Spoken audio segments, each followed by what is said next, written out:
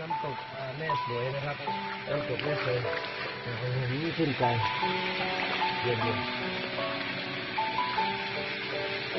นสบายนะครับแล้วก็จะขึ้นมาข้างบนกันว่ามันมีอะไรน่าสนใจนะครับมาติดตามต่อไปเดี๋ยวไปนะครับวันนี้ไม่ได้ขับ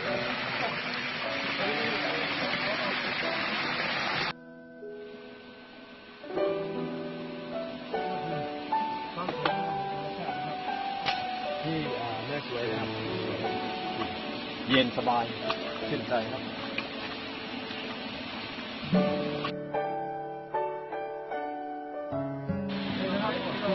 ก็มาแล้วนะครับแม้จะเป็นน้ำตกเล็กๆนะครับก็รู้สึกเย็นสบายใจนะครับความสวยงามของธรรมชาติเข้ามาธรรมชาตินะครับก็วัดโอ้โ